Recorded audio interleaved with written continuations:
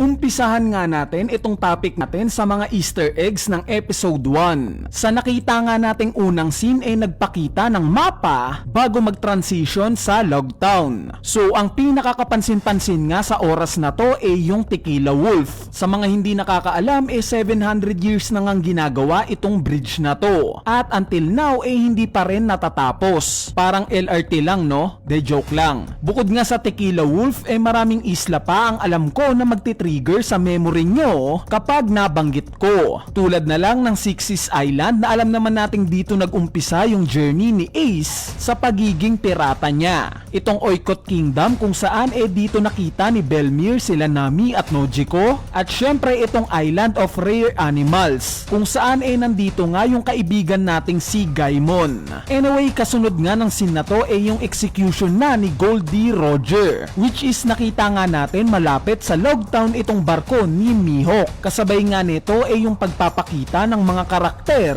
na present sa execution ni Roger. Gaya syempre ng batang si Smoker na ipinakita rin sa last scene ng episode 8. Itong si Dragon, si Mihawk at yung batang Shanks. Ngayon debate nga sa social media itong babae daw na to si Crocodile. Yes guys, alam naman nating lahat na matagal nang tumatakbo yung theory na babae daw talaga si Crocodile. Since ito nga yung binanggit ni Ivankov na sekreto daw niya. Though para sa akin nga I doubt na si Crocodile to. Dahil alam naman natin na talagang sinusunod ng live action yung mga damit ng mga characters. At hindi nga similar yung damit ng babae na to kay Crocodile. Pwede ngang na-focus lang sa kanya in preparation sa pagpapakita sa batang Shanks. Bali sa naganap na scene naman ni Zoro kalaban itong si Mr. 7, yes, hindi nga natin specifically na nakita itong si Mr. 7 sa anime o manga. Pero nabanggit naman siya ni Zoro during Alabasta arc at talagang napatay niya to. At isa pa nabanggit rin siya ni Oda sa SBS. At ganito nga yung itsura niya. Yung posporo naman na ginamit ni Zoro nakalagay yung word na Baltimore. Sa mga hindi nakakaalam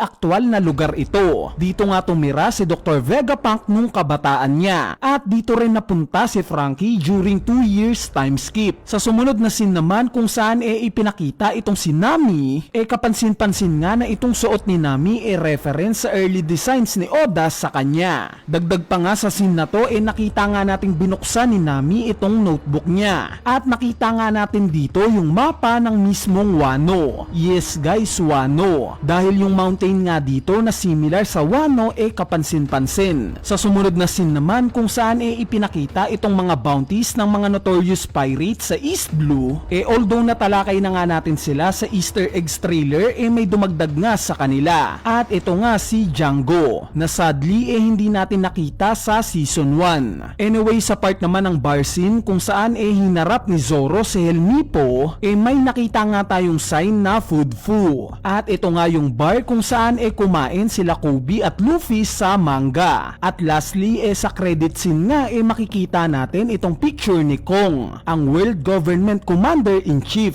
Sa episode 2 naman napunta nga tayo sa kinumpres na Orange Town arc. Dito nga nakita natin itong crew ni Buggy. Sila Kabaji at Moji present nga. At nawawala nga lang sa kanila si Richie the Lion, which is nabanggit din naman siya ni Buggy. At ipinakita rin yung picture niya sa isang scene. Katabi nga ng picture na to kapansin-pansin itong mga image na pinagsama-sama. Bali kinuha nga yung mga pictures na yan straight sa manga. Kumbaga mga manga panel yan na related kay Buggy. Nandyan nga si Buggy mismo at yung mga unnamed crewmates niya. Bukod nga sa crew ni Buggy nakita rin natin sa episode na to si Mayor Budel at yung aso niyang si Chow Chow. At syempre sino ba namang makakalimot kay Whoopslap. Pinakita nga siya sa flashback ni Luffy. At lastly itong huling scene ni Buggy na kinuha sa anime kung saan ulo, kamay at paa lang yung nakadikit sa kanya. Bale ang drawback nga lang sa Easter eggs na nakita ko sa live action nagagawa ngang magalaw ni Buggy yung mga paa niya, which is nakita nga nating nasipa niya to kay Zoro. Samantalang sa original source nga na manga alam naman nating lahat na ito yung kahinaan ni Buggy, 'di ba? Lahat nga ng parte ng katawan niya kaya niyang mapalutang maliban lang sa paa niya. Sa episode 3 naman nakatumbas ng Syrup Village arc sa manga ipinakita nga itong bahay na may word na Meshi. Sa manga at anime nga ito yung restaurant na kinainan nila Luffy during Syrup Village arc. Itong kinausap naman na matanda ni Usopp si Mornin, ang mayor na itong Syrup Village. Itong suot naman nila Zoro at Usopp during sa naging party ni Kaya nakuha sa volume 6 na cover. Si Nami naman na naka-red Chinese dress reference sa chapter 32 na cover page. At itong suot naman ni Luffy nakuha sa issue 44 ng Weekly Shonen Jump in 2001. At speaking of party ni Kaya nakita nga natin sa background itong barko ng Roger Pirates. Even yung itlog nga sa barko ni Roger kuhang-kuha. Bukod nga sa Roger Pirates nakita rin natin na yung isa sa mga statue sa bahay ni Kaya may similarity kay Whitebeard. Maybe fan itong pamilya ni Kaya sa mga pirata. Mabalik nga sa party nabanggit ni Usopp yung patungkol sa dragon na malamang reference sa chapter 14 na flashback niya na paghuli niya sa isang botike, which is nagkatotoo naman to during Punk Hazard arc. Nakakita nga si Usopp ng totoong dragon. Anyway, sa episode nga rin na to officially na inintroduce itong Black Cat Pirates. At ito nga sila Kuro, Sham at Bocchi. Sa part naman ng scene nila Garp at Kobe nakita nga natin na yung rango na nakalagay kay Kobe cadet. At sa manga nga walang ganitong rango dahil ang pinakamababang rango ng Marines Chore Boy. At ito nga yung rango nila Helmipo at Kobe sa manga. So somewhat na hindi sinunod sa manga. At ang isa pang hindi sinunod nung time na nakita natin na tumingin si Mary sa pocket watch niya. Kung izoom nga natin ng mabuti kapansin-pansin na itong pocket watch niya made in USA. Yes guys, may USA nga sa One Piece World. De joke lang. Maybe hindi lang to napansin. Sa episode 4 naman as you all know na itong si Zoro na nasa well reference sa sinabi sa kanya ni Mihawk during sa una nilang paghaharap na para nga daw frog si Zoro na nasa well. At speaking of Zoro sa flashback nga niya makikita natin itong si Koshiro, ang tatay ni Kuina, as well as si Kuina na rin. Nakalagay nga sa mga uniforms nila itong logo ng Shimotsuki clan.